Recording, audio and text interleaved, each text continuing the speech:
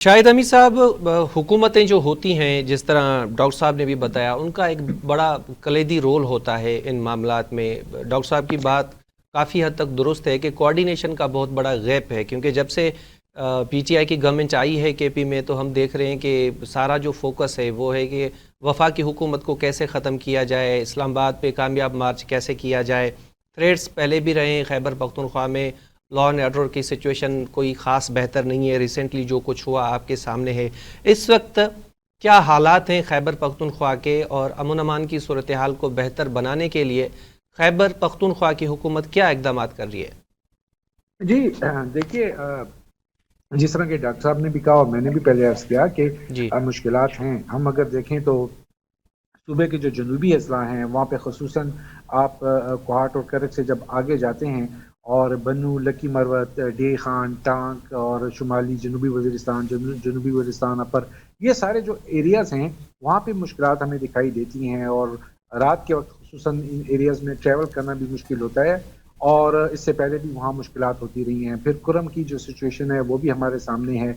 इसी तरह अगरचे इस वक्त तो हमारे शुमाली इलाका जात जो हैं, जो मलकन डिवीज़न है, वो पुरअमन है, लेकिन वहाँ भी मसाइल मौजूद हैं। और आपको याद ही होगा 2007-8 में जो तहरीक उठी थी वो इसी स्वाद से उठी थी, और उसके बाद जो एक स्टेट विद इन स्टेट वाली सूरत हाल बनी थी वो भी सबके सामने है।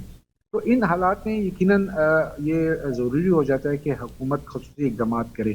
फिर आपको याद ही होगा कि पार्लिमान ने इन कैमरा सेशन के बाद एक चार्टर तैयार किया था जो गालबन 20 या 21 नुकाती था। उस पर शायद उस तरीके से अमल दरामद नहीं हो पाया। हम्म। अगर वो उस तरीके से अमल दरामद हो पाता तो मुमकिन तौर पे आज सिचुएशन शायद बेहतर होती।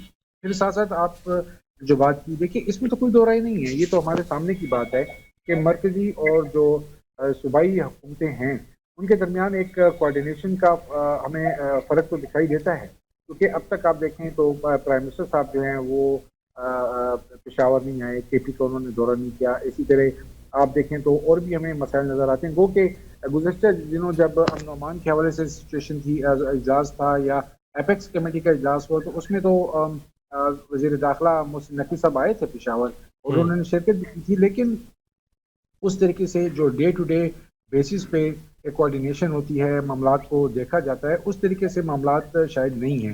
फिर सूबाई हुकूमत का एक अपना एक अलग रोना ये है कि उन्हें मरकज़ से वसाइल नहीं मिल रहे, और मोर देन 2 ट्रिलियन की बात वो कर रहे हैं कि उनके जो वसाइल हैं वो मरकज़ के पास पड़े हैं, मरकज़ उन्हें दे नहीं रहा, और वो पैसे आएंगे तो मामलात में बेहतरी आएगी। ये सारी चीज़ें अपनी जगह पे मौजूद हैं, लेकिन मैं ये समझता हूँ कि ये मुल्क है तो सब कुछ है। इसलिए चाहिए तो ये कि इब्तदाई तौर पर सारे जो मरकज़ी हुकूमत हैं, जो सूबाई हुकूमत हैं, ये सारे मिल बैठें और मिल बैठ कर एक मामलात को बेहतरी की तरफ लेके जाएं, तो इसका फ़ायदा अल्टीमेटली सबको होना है। क्योंकि हम ये देखते हैं कि जब हमें मरकज़ और सूबों में जी। फासले दिखाई देते हैं तो उसका नुकसान किसी और को नहीं, मुल्क को होता है, आवाम को होता है, रियासत को होता है। तो जाहिर सी बात है कि इस चीज़ को महसूस करना चाहिए कि अगर फासले रखे जाएंगे तो उन फासलों को जो नुकसान है वो हम सबको भुगतना होगा। इससे पहले भी हम भुगत चुके हैं।